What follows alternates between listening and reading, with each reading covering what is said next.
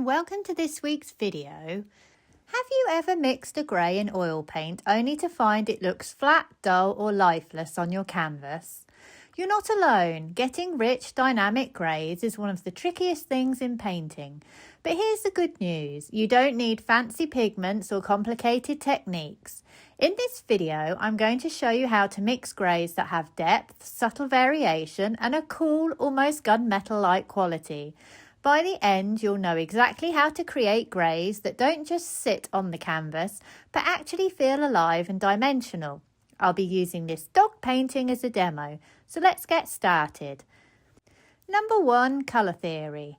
Before we dive into mixing, let's quickly talk about colour theory, because greys aren't just black and white. If you are just using black and white, this is probably why your painting looks flat. A grey can be warm or cool. For a painting to be successful, you need a range of warm and cool temperatures. This applies to greys too. The problem with black and white is that they are both cool. The result, your painting will look flat. If we look at my painting, you'll see there is quite a bit of colour in my greys, and the simplest way to achieve this is by working with complementary colours plus white. Complementary colours sit opposite each other on the colour wheel. When you mix them together, you get brown, but when you add white, this gives you a grey. Working with complementaries simplifies temperature. One of the colours is always warm and one is always cool. Here I am working with yellow and purple. My yellow is warm and my purple is cool. I am also using blue and orange. My blue is cool and my orange is warm. So with my two complementaries as examples, orange plus blue plus white equals grey. If I add more orange, I get a warmer grey. If I add more blue, I get a cooler grey. Purple plus yellow plus white equals grey. If I add more purple, I can get either a warm grey or a cool grey. Purple is a transitionary colour, so it can be warm or cool. Here I have used my purple as a cool grey. You can see I've added yellow to these lighter areas to give me a warm grey. Making sure my painting transitions between warm and cool helps give my dog a real sense of form. If you want to know more about complementary colours, have a look at this video on my channel. Number 2, colour mixing.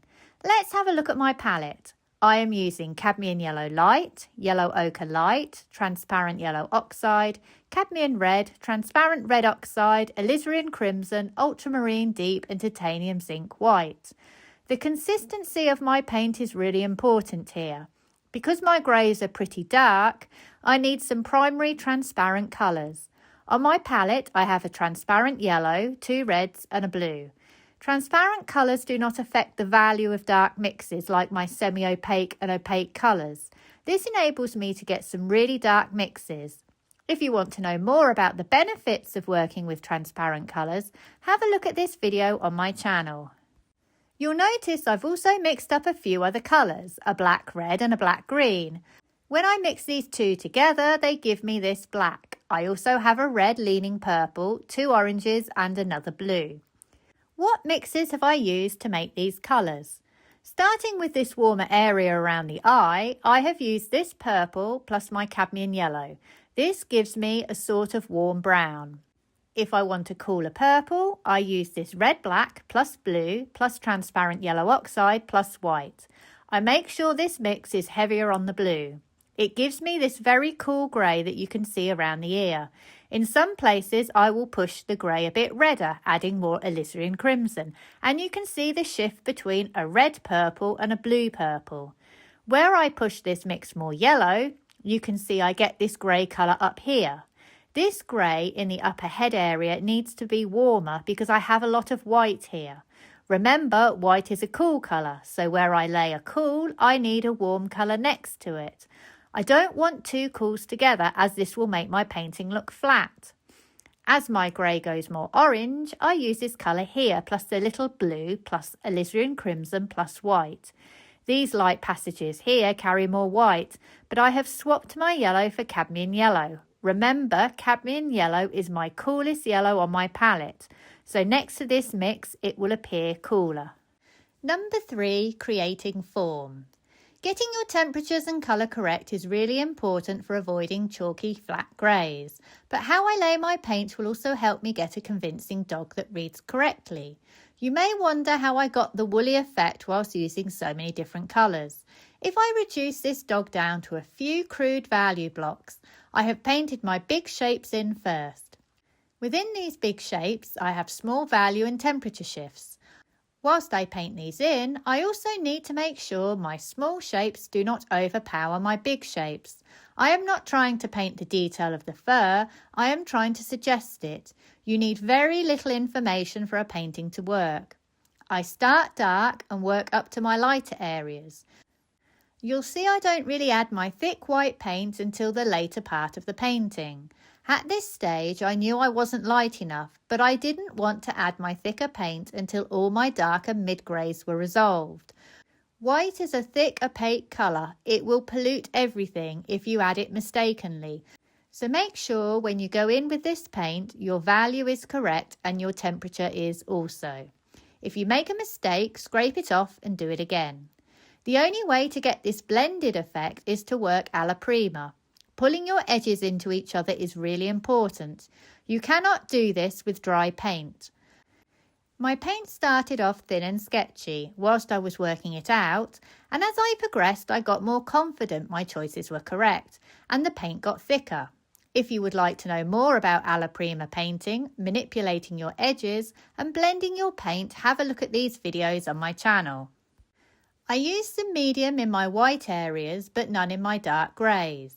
Transparent paint is very buttery and it manipulates really well. It's best not to overdo the medium because you can be much more brutal with your brushwork the less you add. Just a note, I have painted this dog onto a canvas board that I have reprimed to give me really good colour. See this video on my channel for more details. Because I am working on board, I can lay my paint much thicker. If I were working on oil painting paper, I would lay my paint thinner. Mainly because the paper cannot take it, it just absorbs into it, even paper with primer on. But I can use more medium on paper because of this absorbency. So think about what surface you are painting on and adjust your process accordingly. And there you have it, a full walkthrough of how to mix greys with depth, subtle variation, and that almost gunmetal-like quality, all while keeping your painting alive and dimensional. Remember, it's not just about the colours on your palette, but how you use temperature, complementary mixes, and layering to create form and suggest detail. From the darks to the lights, each mix has its purpose, and even the tiniest shift in warm or cool can completely change how your painting reads. The most important thing to remember is complementary colours plus white will give you colourful greys. Work with your paint's consistency. Transparent colours will give you dark greys, semi-opaque and opaque colours will give you lighter greys, and just keep practicing.